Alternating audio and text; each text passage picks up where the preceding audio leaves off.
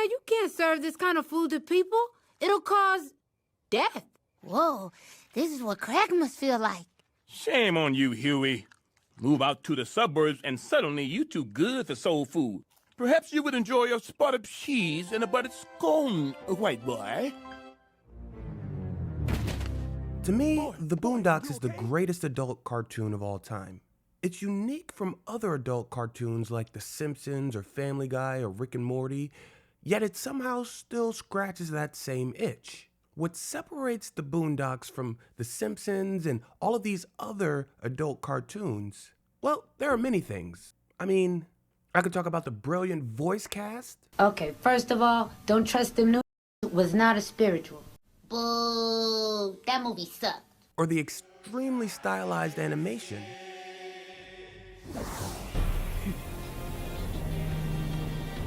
Or even its connection to the culture in ways that other shows don't seem to be able to.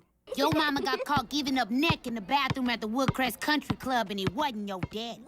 All valid, but there are three things that separate the Boondocks from the rest of the pack. And they're the three things that people notice the most when watching the show. All of which are unique because they come through the filter of the show's creator, Aaron Magruder. And those things are the style of humor, its genre-blending nature, and the way that it approaches social commentary. Let's start with the humor because, much like every other adult cartoon show, that's what keeps the audiences coming back for more. But to fully understand the specific style in which the Boondocks brings, let's break down a few jokes of theirs. Like this one from season 3's The Color Ruckus.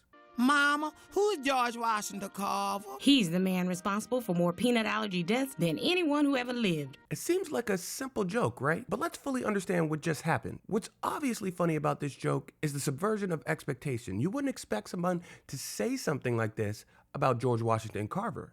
Mama, who's George Washington Carver? He's the man responsible for more peanut allergy deaths than anyone who ever lived.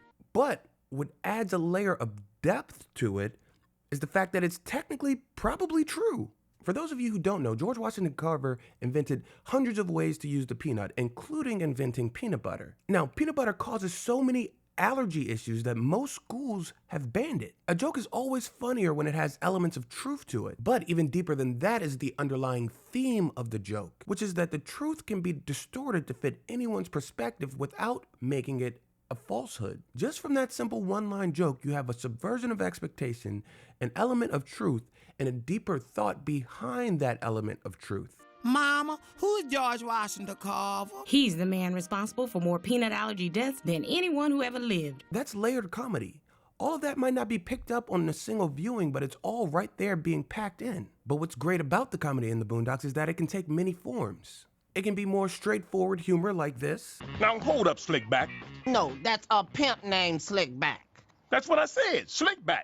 No, it's a pimp named Slickback, like a Tribe Called Quest. You say the whole thing. Or more satirical like this. Well, what I'm saying is that there are known knowns and that there are known unknowns, but there's also unknown unknowns. Things we don't know that we don't know. What? Say what again? As we know, there are known knowns. There are things we know we know. We also know there are known unknowns. That is to say, we know there are some things we do not know. But there are also unknown unknowns. The ones we don't know, we don't know. It can be outrageous like this. Where's Gangstalicious? Say that again? I couldn't hear you over the sound of me shitting myself. Or sophomoric like this. Sounds like a nice gift to me. What? Shoot, I wish somebody gave me a golden shower. The show gives you so many different styles of humor that it can easily fit the taste of most people who watch. Whether that taste be lowbrow humor or highbrow humor, sophomoric jokes or intelligent thought.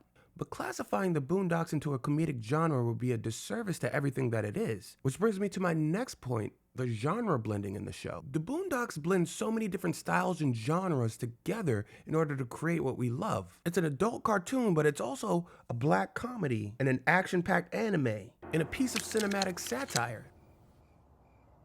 Ah! Why did you lie to me, Robert? You're just like the other. What lie? Some of these elements don't seem like they should blend, but they do. And the reason they do is simply because of balance. You'll find elements of so many genres in each episode, but what Aaron Magruder and his team did was balance these things so one wouldn't overpower the other. Take, for instance, in the season 1 episode Grandads Fight, which is a good example of the blending of all of these elements. You have the overarching elements of socially conscious satire, showing the ridiculous nature of ignorant and often deadly confrontations that's more often than not caused by a minor inconvenience. Now this moment is contrasted with this. Now let's see how a nigga moment affects a white man. Prick. Watch where you walking, bitch. What did you... Wait a minute. I'm white. Which in itself is humorous but holds conscious weight. Then you have things that are just straight up funny like this. The enemy cannot see. But see, the thing is, I don't have super hearing, so I don't get why I'm... Fight! Ow! Stop! Jean-Claude Van Damme's the best martial artist in the world. He killed a man with his butt cheek power. But then you have action-packed anime moments like this in Huey's Dream. If I showed you clips from each of this, you could probably think they're from a different show or at least a different episode of the same show. They're all seemingly unrelated, but they're all working together in harmony to tell a story. And not every episode needs to be balanced in the same way. Take, for instance, one of my favorite episodes, The Red Ball. This time, the overarching theme is less social but more comedic with the outrageous and over-the-top set piece of this kickball game. But then you have a heavy dose of anime with moments like these.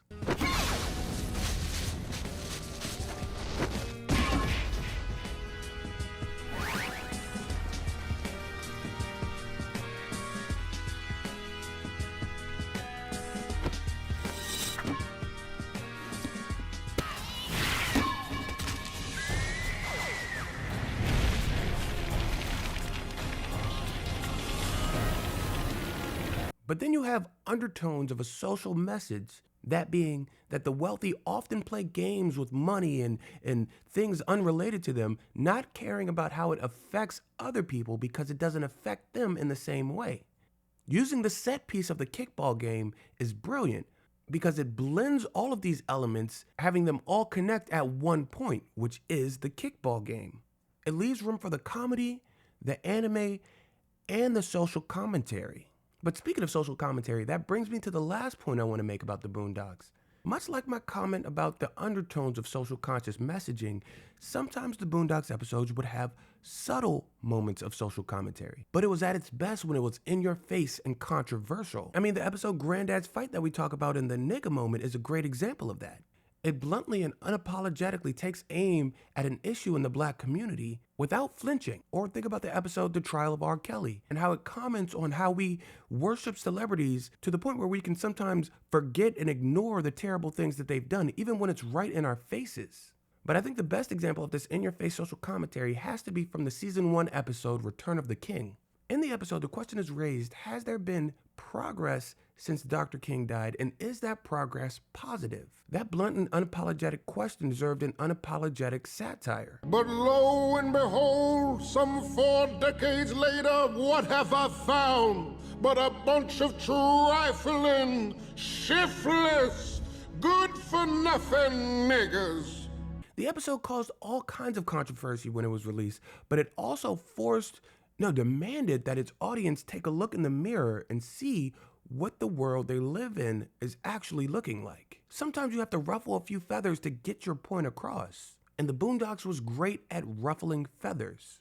I think it's a shame that the reboot has been canceled as of right now because we need that kind of social commentary and humor and entertainment all in one place. I think society suffered when the Boondocks went off air because that was one less outlet for us to look at ourselves and laugh, for us to understand the world that we're living in a little bit better, for us to challenge ourselves and the people around us. The great thing about the Boondocks is it isn't one thing. Much like most great art, the more that you consume it, the more that you can get out of it, both in terms of entertainment value and cerebral provocation. Great art provides great entertainment. Yes, art is really just entertainment. That's how it all started. But the best art also enriches the lives of the audience they're trying to reach. That's what the Boondocks is, and that's why it's the greatest of all time. Now, if you like this video, make sure you hit the subscribe button and also give it a like because that helps me out a lot. But also go follow me on TikTok and Instagram because I have separate, equally as good film analysis on both of those platforms. So go do that right now.